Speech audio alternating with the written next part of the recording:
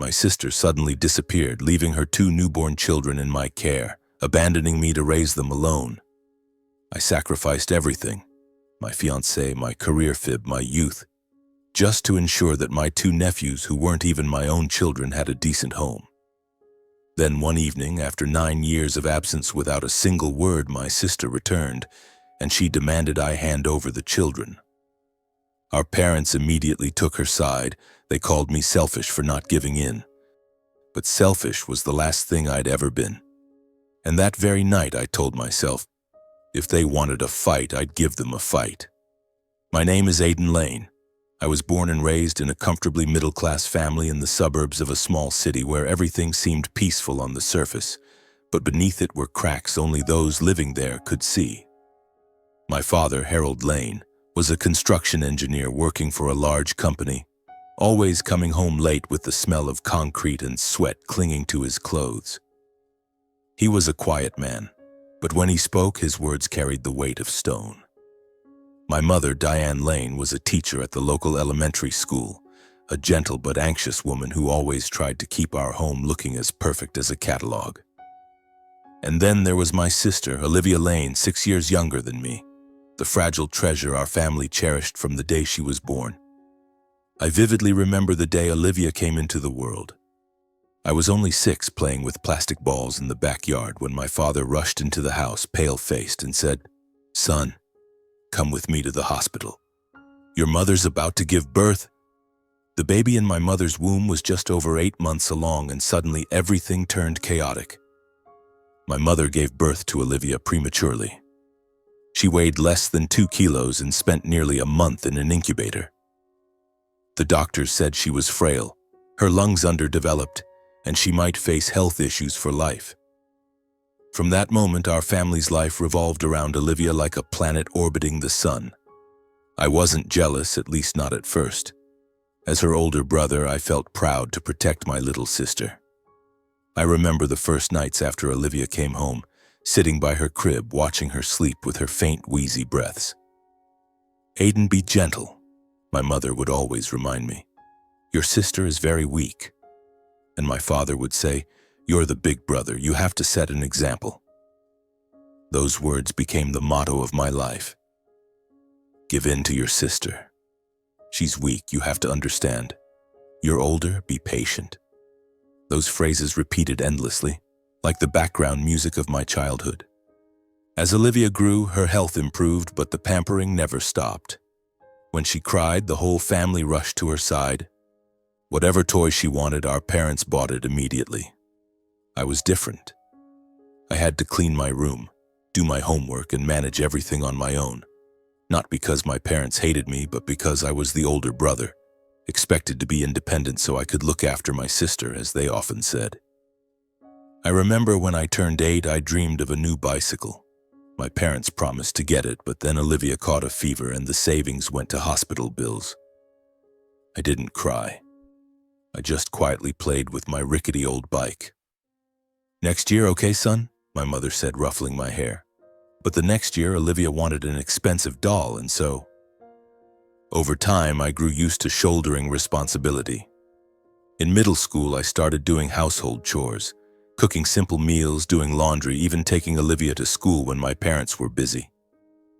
She was 6 then, adorable with her golden hair and big blue eyes, but already showing signs of selfishness. "Aidan, I want that candy." If I didn't give in, she'd wail, and my parents would scold me. "Why can't you share with your sister? She's still young." I gritted my teeth and accepted it, thinking it was normal. But deep down, I felt a vague resentment, like a seed planted but not yet sprouted. Olivia grew up in that cocoon of indulgence, and it turned her into a reckless, irresponsible young woman. In high school, she started skipping classes, hanging out with friends, and secretly smoking. I remember coming home late one night to find Olivia in the living room reeking faintly of alcohol. She was only 15. "What are you doing?" I asked, my voice trembling. Olivia smirked. "What's your problem?" "I'm just having fun. Don't tell Mom and Dad, okay?" I didn't tell because I didn't want to upset them. Instead, I tried to reason with her, but she just shook her head. "You're always so serious. I've been weak since I was born. I need to have fun. That excuse, she never tired of using it.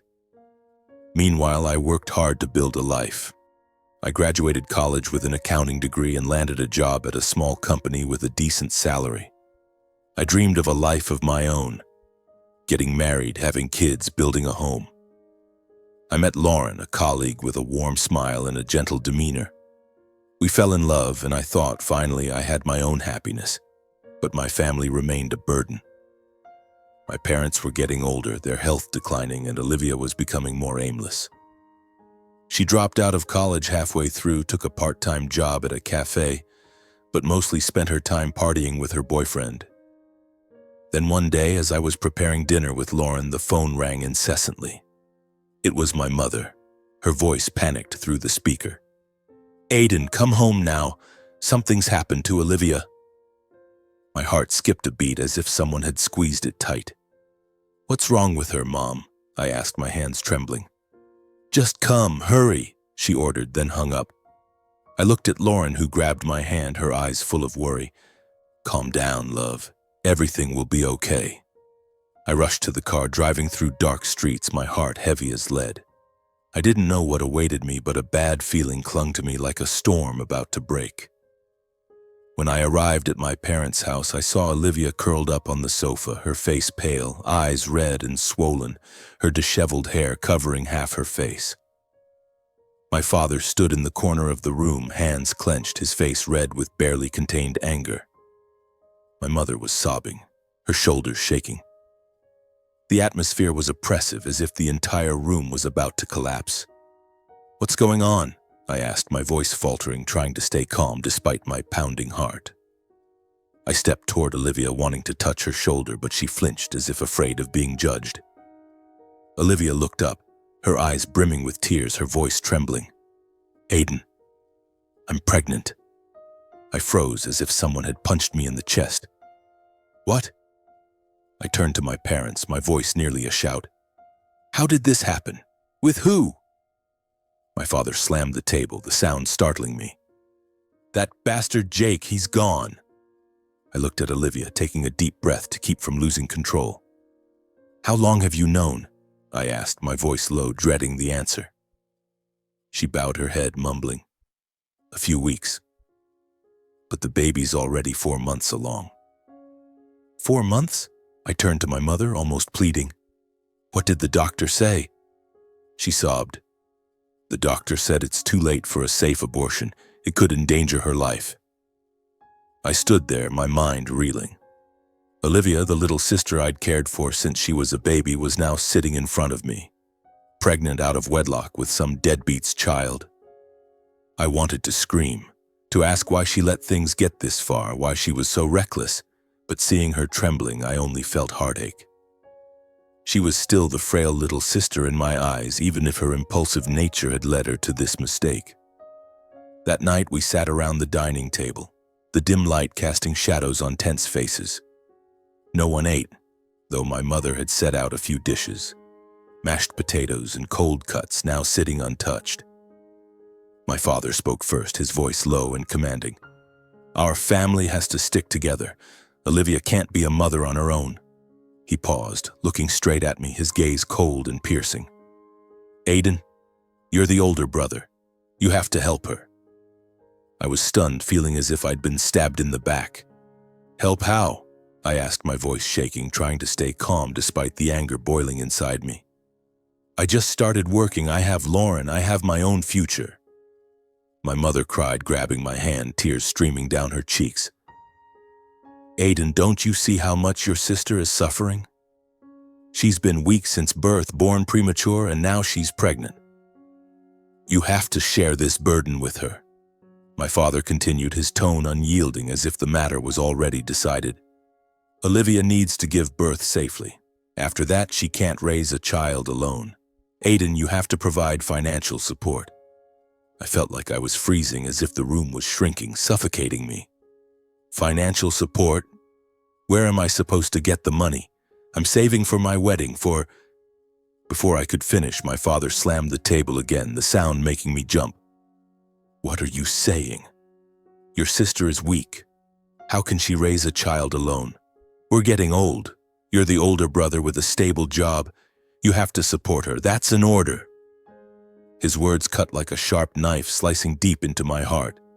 I'd heard them so many times since Olivia was born, from the days I had to give up my toys, my time, even my dreams. It was like a curse binding me to the role of the sacrificer. I looked at my mother, hoping she'd say something different, but she only sobbed. "Aiden, you're the pillar of this family. If you don't help, Olivia might do something desperate. She won't be able to handle it." I looked at Olivia, her shoulders shaking as she cried, whispering, "I'm sorry. I don't know what to do." In that moment, I saw my little sister again, lying in the incubator in the hospital. So fragile, I was afraid even touching her would hurt her. I knew I didn't want Olivia to have an abortion, didn't want to lose that innocent life. But to take on the entire financial responsibility? It felt like I was being pushed into a bottomless pit, and no one in that room could see that I was sinking. I looked at Olivia, her red eyes filled with desperation, as if she were standing on the edge of a cliff. I was afraid that if I refused, she'd do something reckless, something that could harm herself or the baby. "All right," I said, my voice breaking as if I were signing my own sentence. "I'll help. I'll cover the costs for her to give birth safely and help with the expenses for the baby afterward. But Olivia, you have to try, okay?" She nodded, but her eyes were empty, as if she didn't truly grasp the weight of what was coming. I knew she wasn't sincere, but I no longer had the strength to argue. The months that followed were a blur of relentless work. I threw myself into my job like a machine. Every day I stayed late, my eyes glued to the computer screen, numbers dancing before me like a constant reminder of the burden weighing on my shoulders. I cut back on all personal expenses, skipping dinners out with Lauren, declining coffee outings with friends. My salary was no longer my own. I bought formula, diapers, baby clothes, and took Olivia to her prenatal checkups. Each time I saw her in the clinic, her belly growing larger, I felt a mix of joy and dread. Joy because the babies, twins as the doctor revealed, were developing healthily. Dread because the financial burden had doubled and I had no idea how I'd manage. Olivia, however, didn't change. She still went out, hung out with friends as if her pregnancy was just a temporary inconvenience. "I'm exhausted from being pregnant," she'd say when I asked about preparing for motherhood. "You take care of everything. I don't know what to do." I was furious, wanting to yell that she was the mother, that she had to take responsibility, but I bit my tongue. I remembered the desperate look in her eyes during that family meeting, and I feared pushing her too hard would lead to another reckless decision. "Fine," I said, my voice dry, "but you have to learn how to care for your kids." Olivia shrugged and turned away, leaving me with that familiar feeling of helplessness. The night before Olivia gave birth, I couldn't sleep. I sat in my small apartment, staring at a photo of Lauren and me in the park where I'd proposed. Her smile in the picture felt distant, like it belonged to another life. I wondered, was I losing her? Lauren was still by my side, but I could feel the growing distance. She spoke less, her eyes often heavy when I talked about Olivia. "You're doing too much," she said once, her voice tinged with sadness. "I know, but Olivia's my sister. I can't abandon her," I replied, trying to justify it, though I wasn't even sure I was doing the right thing. The phone rang in the middle of the night. It was my mother, her voice urgent. "Aiden, get to the hospital now. Olivia's in labor." I raced to the hospital, my heart pounding. The sterile white hallways, the sharp smell of disinfectant, the hurried footsteps, it all felt like a nightmare. After 10 agonizing hours of waiting, the doctor came out smiling. "Congratulations, 2 healthy boys." I trembled, tears welling up. My parents named the babies Matthew and Joshua. Seeing the tiny red-faced boys crying as the doctor held them up, my heart raced with emotion. A moment later, Olivia was wheeled out from recovery. I held her hand, whispering, "You did great." She gave a weak smile, but her eyes didn't linger on her babies. I didn't notice that detail at the time, but it was the first sign. My parents were overjoyed, but their faces were etched with worry. Two little ones like this.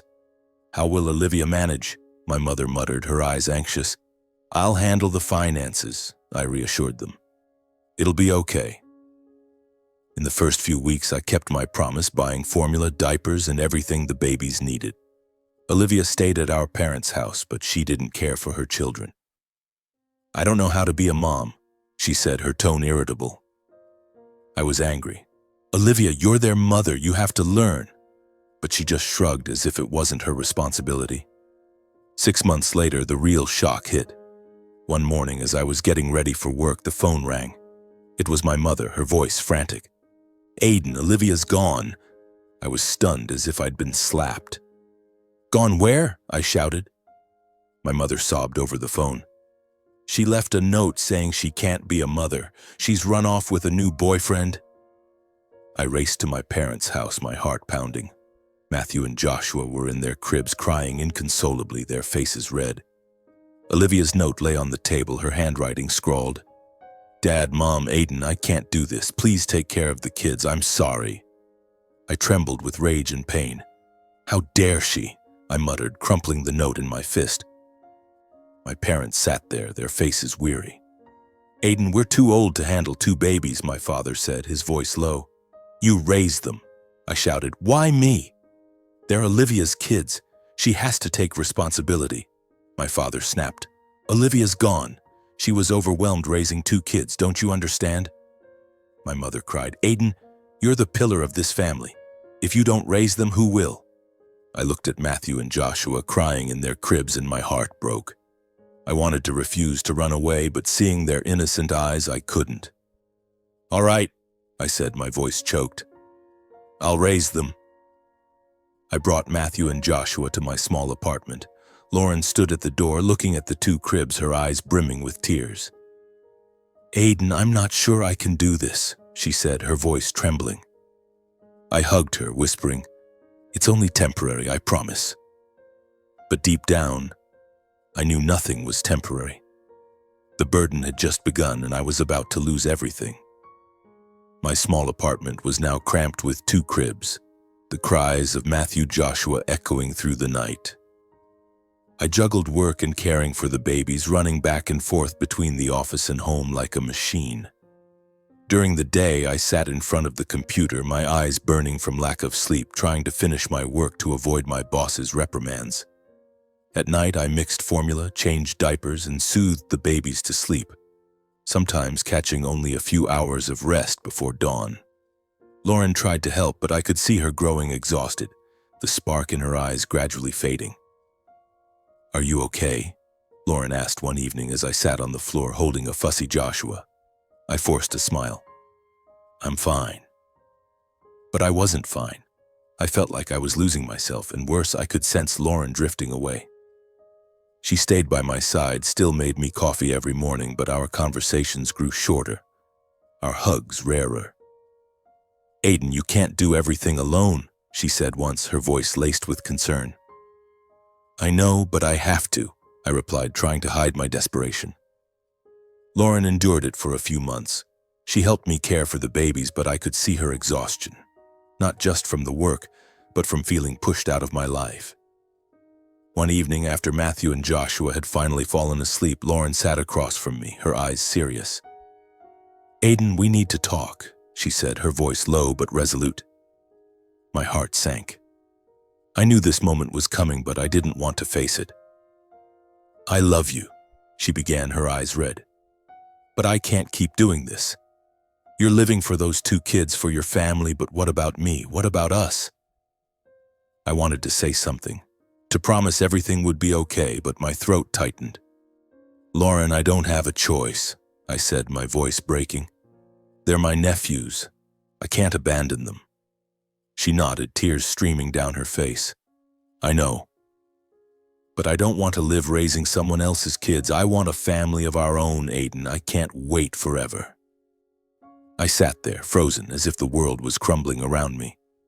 Lauren stood, grabbing her suitcase from the corner of the room. I'm leaving, she said, her voice trembling. I need time to think. I wanted to hold her back, to beg her to stay, but I just sat there watching her pack, each folded shirt like a knife cutting into my heart. When the door closed, I heard her sobs echoing from the hallway, and I knew I'd lost her. The days that followed were a blur. I still cared for Matthew and Joshua, still went to work, but everything felt meaningless. I looked around the apartment, once filled with Lauren's and my laughter, now echoing only with the baby's cries and my loneliness. I missed her smile, the evenings we'd sprawl on the couch dreaming of a small bakery, a house with a garden full of flowers. All those dreams had vanished, leaving me with 2 children who weren't mine and a broken heart. My parents visited occasionally, but they didn't help much. "You're doing so well, Aiden," my mother said, her voice full of pride, but I only felt bitterness. They didn't ask about Lauren, didn't ask how I was feeling. Olivia was completely gone. No calls, no messages. I began to realize that in this family I wasn't just the older brother. I was the one solely responsible for my sister's mistakes. Every night as Matthew and Joshua slept, I sat by their cribs looking at their tiny faces. They were the only light in my darkness. But even that light couldn't erase the loneliness gnawing at me. I had lost Lauren, lost my dream of a family of my own, and perhaps lost myself. My small apartment was no longer the place where I once dreamed of a happy future. It had become a battlefield, where I was both the warrior and the victim. 2 cribs crowded the corner of the living room, and the sudden cries of Matthew and Joshua pulled me from fitful sleep. I learned to mix formula at midnight, change diapers in the dim glow of a lamp, and soothe the babies with lullabies I made up on the spot. "Sleep now, my little angels," I whispered, my voice hoarse with exhaustion, but my heart warmed as I watched them drift into slumber. By day I went to work, my eyes burning from lack of sleep. The already dry accounting job became even more grueling. I sat in front of the screen, numbers mocking me as they danced, but I couldn't afford to slack off. Every penny of my salary now went to formula, diapers, and medicine for the boys. I no longer had time for daydreams, for leisurely evenings with friends, or for quiet moments with Lauren, who had left me a few weeks ago. My life had shrunk to a repetitive cycle. Work, care for the kids, sleep, repeat. I struggled to balance life and adapt to the crushing pressure. Matthew and Joshua cried incessantly, sometimes all night.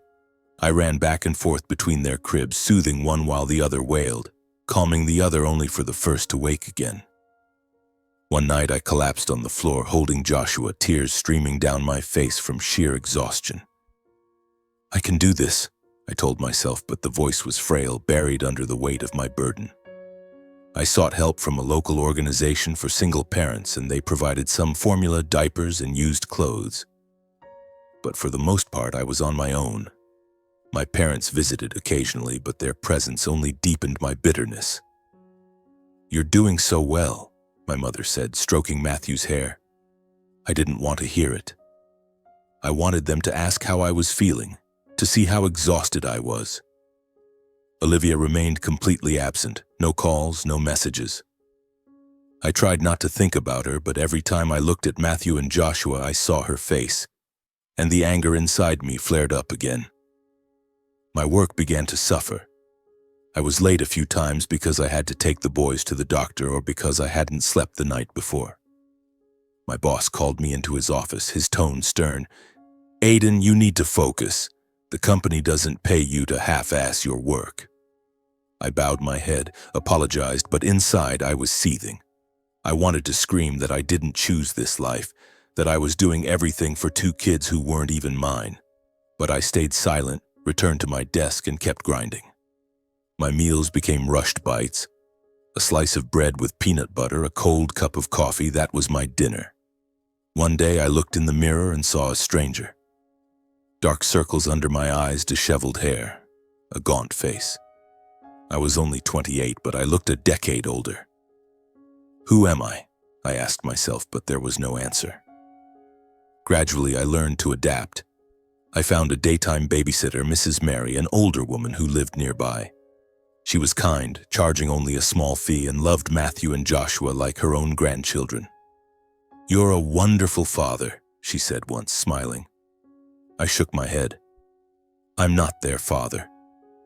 But she just smiled. "You raise them, you love them, that makes you their father." Her words choked me up but also gave me strength. The moments with Matthew and Joshua were the faint glimmers of light in my darkness. I remember the first time Matthew smiled, a wide, toothless grin when I made a silly face. Joshua loved grabbing my hand, his tiny fingers gripping mine as if he never wanted to let go. In those moments, I forgot my exhaustion, the pain of losing Lauren, the unfairness of my family. But when night fell, the loneliness returned, gnawing at me bit by bit. 9 years passed in the blink of an eye, yet they felt like a lifetime. Matthew and Joshua were now 9 years old, two bright, well-behaved boys who excelled in school. Watching them, my heart swelled with pride. Matthew loved to draw, his colorful sketches adorning the walls of our apartment. Joshua was obsessed with reading, especially adventure stories. "Uncle Aiden, tell me a pirate story," he'd beg, his eyes sparkling. I stopped correcting him that I wasn't their uncle, just smiled and told the story, even if my voice was hoarse from exhaustion. My life now revolved around the boys. I moved to a larger apartment thanks to careful savings and a small loan. It was still modest, but it had enough space for Matthew and Joshua to have their own rooms. I missed out on several promotions because I couldn't work overtime or travel for business. "Aiden, you have potential," my boss once said, "but you need to commit more." I just nodded, offering no explanation. How could I explain that I had no time for myself, that every moment was devoted to the boys? I didn't date, didn't go out, didn't have a life of my own. Once a colleague tried to set me up with a woman. "She's great, Aiden. You should give it a chance." I gave an awkward smile and declined. How could I love someone when Lauren's shadow still lingered in my heart, and when my entire world was Matthew and Joshua? I didn't regret it, but sometimes in the long nights I wondered what I'd lost. My parents still visited, though less frequently. "You're raising them so well," my mother said, but I noticed she seemed uneasy staying too long. My father was quieter, giving only a nod, as if he knew I was sacrificing too much but didn't want to acknowledge it. Olivia remained a ghost, as if she'd never existed. Once Matthew asked, "Where's our mom, Uncle Aiden?" I choked, managing only, "Your mom went far away. But I'm here with you both." That question cut like a knife, reminding me that no matter how hard I tried, I could never replace their mother. Watching Matthew and Joshua grow brought me fulfillment. They were healthy, smart, and loved me. I cherished the afternoons taking them to the park, their laughter echoing as I pushed them on the swings. I remembered the nights they had fevers when I stayed up holding them, praying they'd recover. I'd done everything for them, and despite the exhaustion, I knew I'd done the right thing. But then one evening, everything changed. I was reading to Joshua in the living room, the boy curled up on the sofa with his favorite adventure book, when the doorbell rang. Matthew, who was drawing at the dining table, looked up and asked, "Who's that, Uncle Aiden?" I shrugged, standing up thinking it might be Mrs. Mary stopping by to pick something up. But when I opened the door, I froze. Olivia stood there after 9 years of absence. Her hair was dyed golden blonde, her lips painted bright red, wearing a tight leather jacket and high-heeled boots. She looked like she'd just stepped out of a party, not out of the painful past she'd left behind. "Aiden," she said casually, as if she'd only left yesterday. "I want to see the kids." My heart stopped as if someone had thrown cold water in my face. I stood blocking the doorway, my hand gripping the knob tightly. "Olivia," I said through gritted teeth, trying to stay calm. "What are you doing here?" She shrugged, flashing an awkward smile. "I miss them. I'm their mother, aren't I?" I wanted to scream, to ask where she'd been for 9 years, but Matthew and Joshua appeared behind me. "Uncle Aiden, who's that?" Joshua asked innocently. Olivia peered over my shoulder, her eyes lighting up. "Oh, they've grown so much." She stepped forward, but I raised a hand to stop her. "Wait," I said, my voice trembling with anger. You can't just show up and demand to see them. Olivia frowned, her tone sharpening. They're my kids, Aiden. You have no right to stop me. I felt the blood rush to my head. Olivia, you abandoned them when they were 4 months old. Now you come back after 9 years and expect to see them? You have no right. Matthew grabbed my hand, his voice worried. Uncle Aiden, why are you mad? I took a deep breath, trying to suppress my anger so as not to scare the boys. It's okay, kids. Go to your room. I need to talk to this person for a bit. I led Olivia out into the hallway, closing the door behind us. Under the dim yellow light, I saw her face more clearly. Still beautiful, but there was something weary about her, as if her carefree lifestyle had drained her vitality. What do you want, Olivia? I asked coldly. She crossed her arms, looking at me with defiance. I want to take the kids back. They're my children, and I'm ready to be a mother. I let out a bitter laugh, not out of amusement. Ready? After 9 years? Do you know what they like to eat? What they're afraid of? What do you know about them besides the fact that you abandoned them? Olivia stepped back as if I'd slapped her. You don't understand, she said, her voice shaking. I was young, I was scared. But I'm okay now. I can take care of them. I shook my head, feeling like I was talking to a stranger. Okay? You disappeared without a word, leaving me with 2 babies and a sorry note. You think that's enough? Olivia bit her lip, her eyes welling up, but I wasn't sure if the tears were real or just an act. I know I was wrong, she said, but I have a right to be their mother. You can't keep them forever. I wanted to yell in her face, to tell her about the sleepless nights, the days I collapsed from exhaustion, the dreams I gave up to raise her children. But I only said, you don't deserve them. Leave, Olivia. She glared at me. You'll regret saying that, Aiden. They're my kids, and I'll take them back. Then she turned, her high heels clicking down the hallway, leaving me with a storm of emotions raging inside. That night, I couldn't sleep. I sat watching Matthew and Joshua, sleeping soundly, unaware that their biological mother had reappeared. I wondered what I'd done wrong to end up here. I'd sacrificed everything, Lauren, my career, my youth, just to keep these boys safe. And now, Olivia wanted to take them away. The next day, my parents called me to their house. I knew something bad was coming. When I walked in, I saw Olivia sitting there, eyes red, next to my mother. My father looked at me, his voice low. Aiden, we need to talk. I sat down, my heart heavy as stone. Olivia spoke first, her voice full of grievance. I want the kids back with me. I'm their mother and I'm ready. I clenched my fists, trying not to shout. Ready? Do you know what grade they're in, what they like? Do you know anything about them? My mother interrupted, her voice trembling. Aiden, don't be so harsh. Olivia is their mother. She has rights. I turned to her, feeling betrayed. Rights? Do you remember how she abandoned them? Do you remember what I had to give up to raise them? My father slammed the table. Enough, Aiden. You're being selfish. You have to give in to your sister.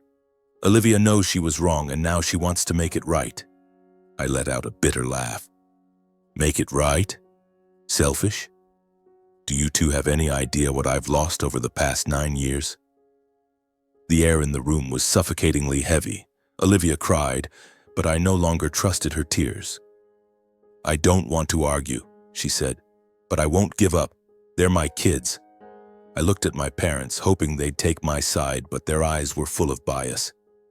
Aiden, you should give Olivia a chance, my mother pleaded. She's grown up now. I stood up, unable to take it anymore. I won't let her take them. Never. The family meeting ended in tension. I left, my heart filled with anger and pain. When I returned to the apartment, Matthew and Joshua were playing, oblivious to the storm brewing. I hugged them, whispering, I won't let anyone take you away. But deep down, I knew Olivia wouldn't give up easily.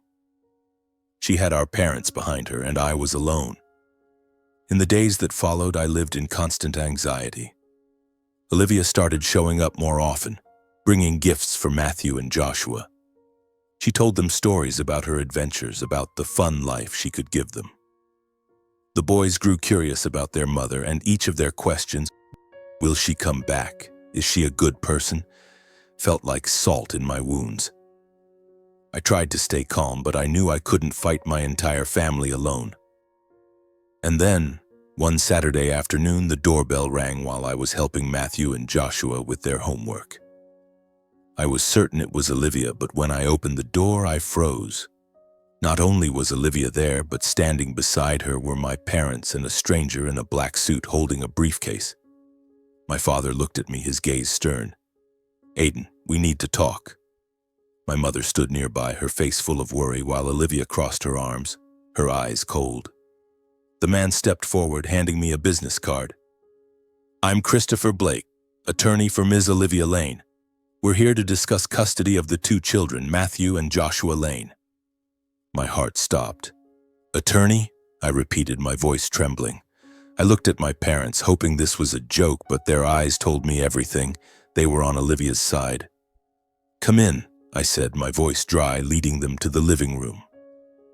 Matthew and Joshua looked up from their study table, curious but anxious. "Uncle Aiden, what's going on?" Joshua asked in a small voice. I forced a smile. "It's okay, kids. Go play in your room for a bit."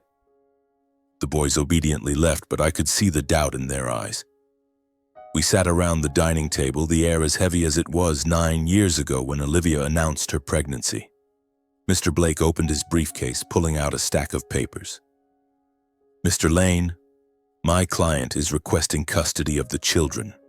As their biological mother, she has legal rights.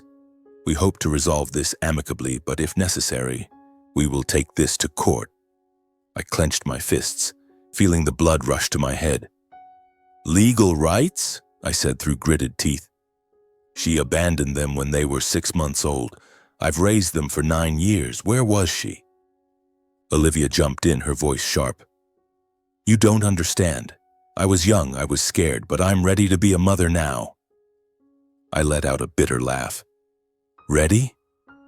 What do you know about them? Do you know Matthew's afraid of the dark? That Joshua loves adventure books? What do you know besides the fact that you walked away and left a note?" Olivia's face reddened, but she didn't respond. My mother interrupted, her voice trembling. "Aiden, don't be so harsh.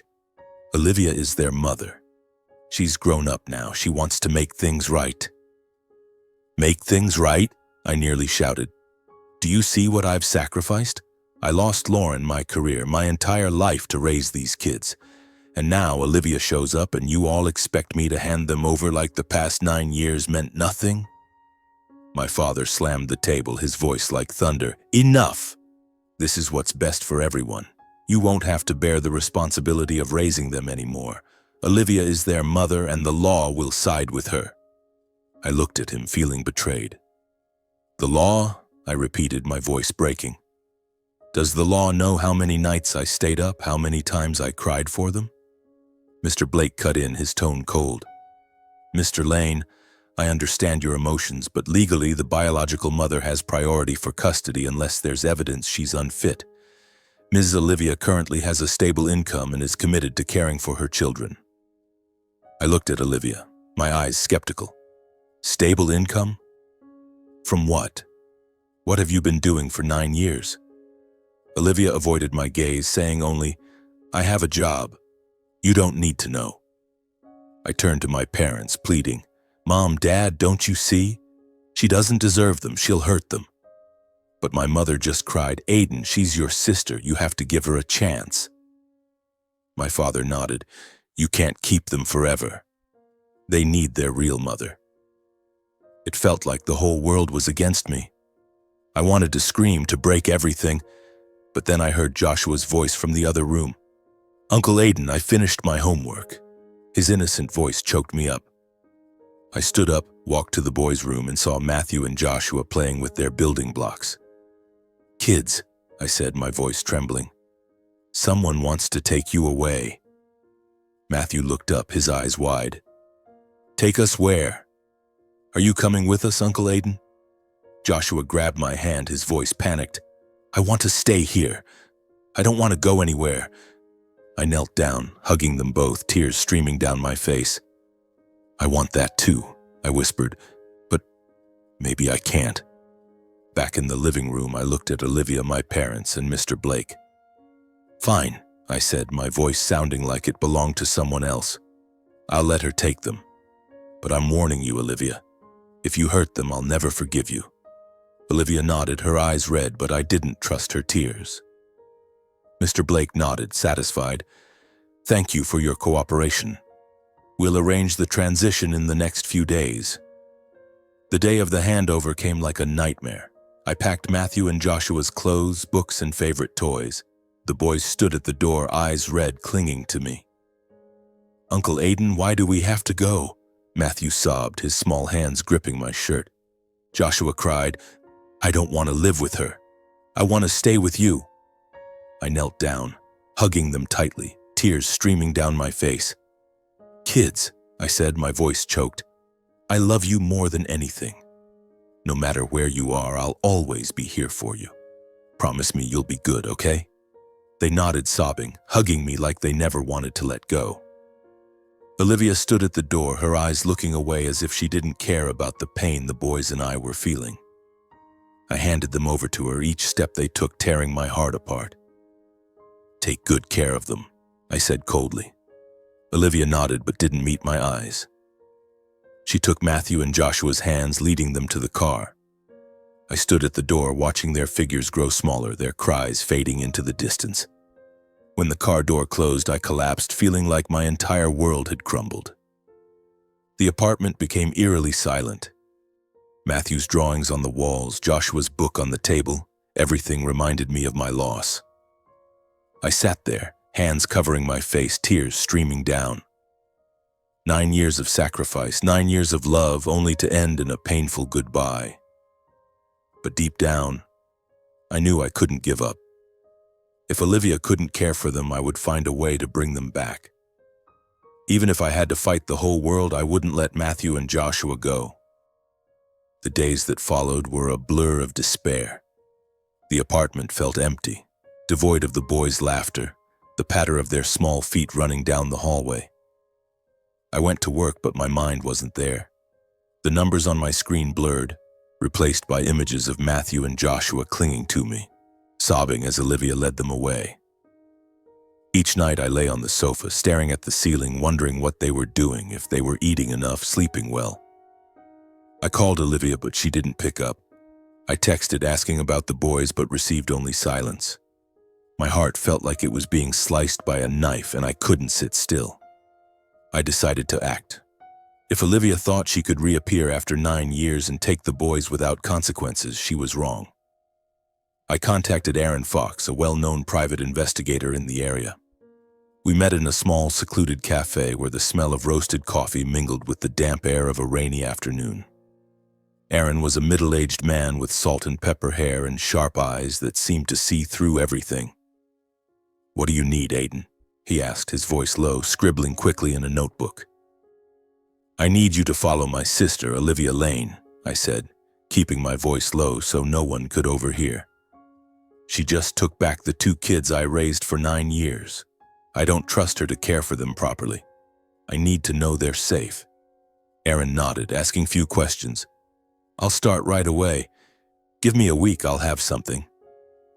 I handed him photos of Olivia, Matthew, and Joshua, along with the address she'd mentioned. As I passed him the boy's photo, my hands trembled. "Please," I whispered, "don't let them get hurt." The waiting days felt like centuries. I couldn't sleep, every small noise in the apartment startling me, thinking it was Aaron calling. I tried to picture Matthew and Joshua happy, but a bad feeling clung to me. Finally, on a stormy evening, Aaron called. "Aiden, meet me now. I have something you need to see." I rushed out, heart pounding, heedless of the rain soaking my clothes. We met at a small diner, its neon lights flickering. Aaron slid a folder across the table, his voice grave. "Brace yourself." I opened the folder, my hands shaking. The photos hit me like a punch. Olivia was living in a rundown apartment with broken windows and cluttered furniture. She stood next to a disheveled man with bloodshot eyes, clearly an addict. Another photo showed them arguing, Olivia raising her hand as if to strike, the man yelling back. But what stopped my heart was the image of Matthew and Joshua huddled in a corner, pale and wide-eyed with fear. "Aiden," Aaron said, his voice low. "I've been watching them for days. Olivia's living with this guy, Derek, a heavy addict. They fight constantly and there are signs of abuse. The kids aren't being cared for properly. They eat fast food, sleep on a sofa, and don't have their own rooms. I overheard Olivia yelling that she only wants money from the boy's biological father." I gripped the folder, my blood boiling. "Money? From their father?" I asked, my voice faltering. Aaron nodded. I dug deeper. The boy's father is Jake Miller, the guy who left Olivia when she was pregnant. He's now a successful businessman with a family of his own. Olivia contacted him demanding child support, using the kids as leverage. She doesn't want to be a mother, Aiden. She's using them. I sat there, stunned, as if the world had collapsed again. Olivia hadn't returned out of love for Matthew and Joshua. She came back for money, for a deadbeat father I didn't even know was still in the picture. I looked at the photos, at the boy's terrified eyes, and my heart shattered. "She dares," I muttered, my fists clenched so tightly my knuckles turned white. "She dares use them like that." Aaron put a hand on my shoulder. "Aiden, stay calm. If you want to get the kids back, you need evidence. What I've got here is enough to take to court, but you'll need a good lawyer." I nodded, my mind reeling. I'd let Olivia take them because I thought she had a right to be their mother, because my parents pressured me, because her lawyer threatened me. But now, knowing the truth, I couldn't sit still. "Thank you, Aaron," I said, my voice trembling. "I'll do whatever it takes to bring them back." That night I returned home, sleepless. I sat at the table, staring at Aaron's photos, each image like a knife to my heart. Matthew and Joshua, the boys I'd raised, were now living in fear in a filthy apartment with a mother who saw them as tools for profit.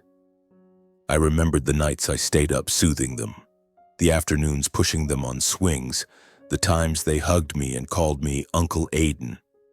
I'd sacrificed everything for them, and I wouldn't let Olivia ruin their lives. I began researching Jake Miller. Through social media, I found he was the CEO of a real estate company, living in a luxurious house with his wife and 3 children. He looked far different from the reckless young man who'd abandoned Olivia. I didn't know how to reach him, but I knew I needed him. If he was truly their father, he could help me, or at least provide information to get the boys back. I contacted an old friend with connections in the legal field. He referred me to Christopher Blake, the same lawyer who'd represented Olivia. I was surprised, but he explained, "Blake works for whoever pays him. If you have evidence and good money, he'll take your side." I met Blake bringing Aaron's folder. When I laid the photos in front of him, he frowned. "This is strong evidence, Mr. Lane. If true, Olivia is unfit to be a mother. But you'll need more witnesses, and if the biological father cooperates, your chances will be higher." I decided to track down Jake Miller. I sent emails, made calls, but he didn't respond. Finally, I went to his office, a gleaming glass building in the city center. I waited in the lobby, heart pounding, until Jake appeared. He was tall, dressed in a sharp suit, but his face paled when he saw me. "Who are you?" he asked, his voice wary. "I'm Aiden Lane," I said firmly. "You're the father of Matthew and Joshua, right? Olivia, your ex-girlfriend, my sister, is using them to extort money from you." Jake led me to his office, closing the door. He sat down, his hands trembling. "I know about this. Olivia contacted me a few months ago demanding child support. I refused because I have a family now. She's threatening to sue me." I looked at him, angry but restraining myself. "Olivia's abusing the kids. She's living with an addict. They can't take care of your boys properly. I need your help to bring them to a safe place." Jake bowed his head, his voice quiet. "I was wrong to abandon my kids. I'll help you, whatever it takes." Jake agreed to be a witness, provide financial support, and back my legal efforts. I felt a glimmer of hope, but I knew the battle ahead wouldn't be easy. Olivia had our parents' support, and they wouldn't give up easily. But looking at the photos of Matthew and Joshua, I told myself, I'll bring them back, no matter the cost. I returned to my apartment, my heart heavy but my resolve burning. Matthew's drawing still hung on the walls. Joshua's adventure book lay open on the table, reminding me why I had to fight. I couldn't sleep that night, sitting at the table with Aaron's folder, reviewing every photo, every report. The images of the boys huddled in a corner, their eyes filled with fear, pierced my heart like a knife. I couldn't let them live like that. Couldn't let Olivia use them as tools for profit. The next morning, I met with Christopher Blake, the lawyer my friend had recommended. His office was in a gleaming glass building, the smell of polished wood and the cold air making me shiver. Blake, a middle-aged man with silver hair and sharp eyes, sat across from me, flipping through Aaron's folder. "This is strong evidence, Mr. Lane," he said, his voice low. "The photos, the report on their living conditions, and the investigator's testimony show Olivia is unfit to be a mother. But you need to understand, this will be a tough battle. Olivia is their biological mother, and she has your parents' support. They won't let you take custody easily." I nodded, my hands clenched. "I know. But I can't let the boys stay with her. She doesn't love them, she's just using them." Blake raised an eyebrow, jotting down notes. "If Jake Miller agrees to testify, your chances will improve. But you'll need more evidence.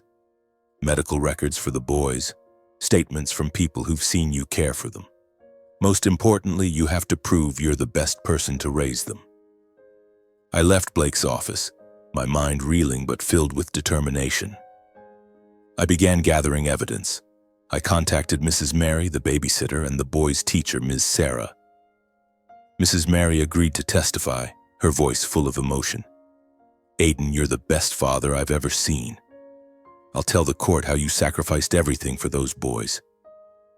Ms. Sarah also agreed. "The boys are smart, well-behaved, and always talk about Uncle Aiden. I'll help you." I collected medical records, receipts for formula and diapers, and even commendation letters from the boys' school. Each piece of paper was proof of the 9 years I'd devoted to them. I also reached out to Jake Miller again. He agreed to fund legal fees and testify, even promising to leverage his legal contacts to help. "I can't be their father," he said, eyes downcast, "but I want them safe." I nodded, not forgiving him, but knowing his help was necessary. Each night I sat at the table, organizing documents, preparing myself for the battle. I imagined Matthew and Joshua coming back, their laughter filling the apartment again. But I was also afraid. Afraid I'd fail, that the court would favor Olivia because she was their biological mother. I called Ms. Sarah, asking about the boys from afar. "They're okay, but not happy," she said. "They miss you, Aiden." Her words fueled my resolve, but also broke my heart. I knew my parents would side with Olivia. Once I called my mother, hoping she'd understand. "Mom, Olivia isn't taking care of them properly," I said, my voice pleading. "I have proof she's living with an addict, signs of abuse." But she only sighed. "Aiden, don't make a big deal out of this. Olivia is their mother. She'll learn to be a mom." I hung up, feeling betrayed again. My parents, who once pressured me to raise the boys, now stood by Olivia, as if my 9 years meant nothing. I met with Blake one last time before the court date. He looked at me, his voice serious. "Aiden, you have to stay calm in court. Olivia and your parents will try to paint you as selfish, unwilling to share custody. Don't let your emotions take over." I nodded, but my heart was heavy with worry. I wasn't just fighting Olivia. I was fighting my entire family. The courtroom was cold, the harsh white light from the ceiling making me shiver. I sat beside Blake, clutching the folder of evidence, my heart pounding. Across from us, Olivia sat with her lawyer, a middle-aged woman with a sharp, cold gaze. My parents sat behind Olivia, their eyes avoiding mine. Matthew and Joshua weren't present. Blake said it was better for them. But I felt their presence in every beat of my heart. Olivia's lawyer spoke first, her voice cutting. "Your Honor, my client, Ms. Olivia Lane, is the biological mother of Matthew and Joshua Lane. She made mistakes in the past, but she is now ready to be a mother.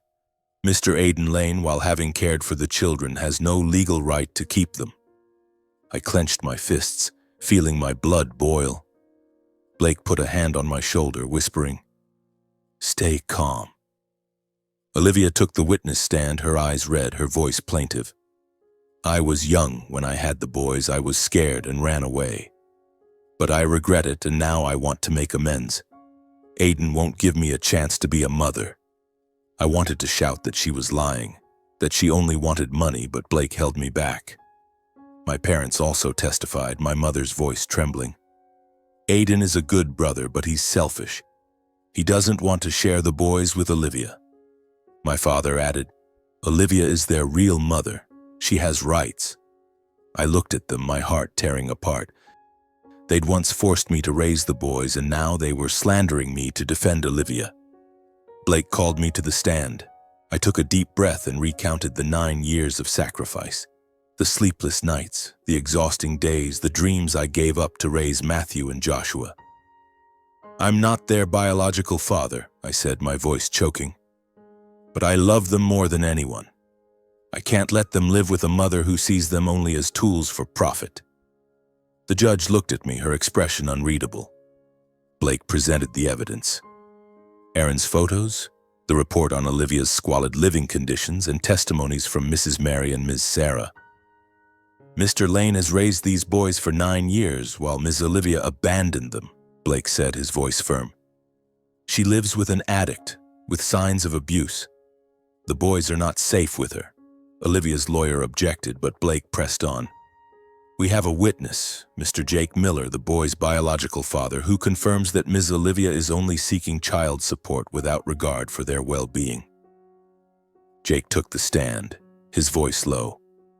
"I was wrong to abandon my boys, but I know Aidan is the only one who truly loves and cares for them. Olivia just wants to exploit them." The judge questioned Olivia. "Ms. Lane, where were you for 9 years? Why return now?" Olivia stammered, her voice weak. I needed time to grow up." The judge frowned. "And you believe you're fit to raise them, living with someone showing signs of abuse?" The trial dragged on, suffocatingly tense. I looked at Olivia, her head bowed as if she knew she was losing. Blake whispered, "We're in a strong position." But I didn't dare hope. All I could think about was Matthew and Joshua, praying they could come back to me. Every word in the courtroom, every glance from the judge felt like a blade hanging over my head. I clenched my fists, nails digging into my palms, trying to stay calm despite my pounding heart.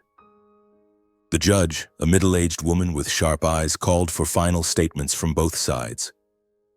Olivia's lawyer stood, her voice still trying to sound confident. "Your Honor, my client, Ms. Olivia Lane, is the biological mother of the children. She made mistakes, but she is now ready to make amends. Mr. Aidan Lane, though dedicated, is not a direct relative. Custody should belong to the biological mother." I wanted to scream that Olivia didn't deserve them, but Blake placed a hand on my shoulder, his eyes signaling me to stay silent. Then it was Blake's turn. He stood, his voice firm. "Your Honor, Mr. Aidan Lane has raised Matthew and Joshua Lane for 9 years, while Ms. Olivia abandoned them at 4 months old. He sacrificed his career, his love life, and his personal life to provide them a safe home. Meanwhile, Ms. Olivia lives with an addict, with signs of abuse, and only returned to exploit the children for child support from their biological father." Blake presented Aaron's photos, the report on Olivia's squalid living conditions, and testimonies from Mrs. Mary, Ms. Sarah, and Jake Miller. "Mr. Lane is not just their caregiver," Blake concluded, his voice resonant. "He is their true father." The judge looked at me, then at Olivia. She questioned her sternly. "Ms. Lane, how do you explain abandoning your children for 9 years? And the current living conditions you provide?" Olivia stammered, her eyes red. I was young, I was scared, but now I want to be a mother. I'll change." The judge frowned. "Do you have any evidence to prove you're capable of parenting?" Olivia bowed her head, silent. I glanced at my parents sitting behind her. my mother crying, my father avoiding my gaze as if ashamed. After what felt like an endless deliberation, the judge returned. She looked around the room, her voice clear. Based on the evidence and testimonies, the court grants custody of Matthew and Joshua Lane to Mr. Aiden Lane. Ms. Olivia Lane has not demonstrated her fitness as a mother, and the best interests of the children are with the person who has cared for them for 9 years. The gavel struck, resounding like an explosion in my head. I trembled, tears streaming down my face. Blake clapped my shoulder, smiling. "Congratulations, Aiden." Olivia burst into tears and rushed out of the courtroom. My parents stood, my mother looking at me with pained eyes while my father shouted, "Aiden, you've disgraced this family." I stood there, stunned. "Disgraced?" I repeated, my voice bitter. "I just wanted to protect the boys. You chose Olivia's side, not mine." My mother sobbed. "Aiden, you don't understand. We just wanted the family to stay together." I shook my head. "Together? When you forced me to give up everything, then turned your backs when I needed you most?" My father turned away, silent, and they left the courtroom, leaving me feeling like I'd lost my entire family. Jake Miller approached, his eyes full of remorse. "Aiden, you did the right thing. I'll support you long term." He handed me the keys to a small villa in the suburbs, which he'd bought for me and the boys to have a better home. "Consider it my atonement," he said. I nodded, not forgiving him, but knowing this was a chance for Matthew and Joshua to have a fresh start. I left the courtroom, my heart lighter but still heavy. I'd won the boys back, but at the cost of a permanent rift with my parents and Olivia. The day I picked up Matthew and Joshua, I went to Olivia's apartment. The boys ran into my arms, sobbing, "Uncle Aiden, we missed you." I hugged them tightly, tears streaming down my face. "I missed you too," I whispered. Olivia stood at the door, eyes red, but said nothing. I didn't look at her, just led the boys to the car, my heart light with the knowledge they were safe. The new villa Jake bought for us sat in the suburbs with a small garden full of green grass. Matthew and Joshua ran around joyfully, their laughter echoing, filling the void in my heart. I stood on the porch, watching them play, reflecting on the 9 years of hardship. I remembered the sleepless nights, the moments of exhaustion, the times I thought I couldn't go on. But I also remembered Matthew's smile, Joshua's curious eyes, and the way they called me Uncle Aiden with unconditional love. I thought back to the day I first held them when Olivia left, leaving behind a scrawled note. I'd been terrified, thinking I couldn't do it. But I did, and though I lost so much, Lauren, my career, my family, I knew I'd done the right thing. Matthew and Joshua weren't just my nephews, they were my life, the reason I woke up each day. My parents stopped contacting me. Once my mother called, her voice trembling. "Aiden, can you forgive us?" I stayed silent, unsure how to respond. I didn't hate them, but the wound was too deep and I needed time. Olivia vanished completely as she had 9 years before. I didn't know where she was or what she was doing, but I hoped one day she'd find herself, as I had found meaning in raising the boys. One evening I sat with Matthew and Joshua in the garden, the sunset painting the sky golden. "Uncle Aiden," Joshua asked innocently, "we'll stay with you forever, right?"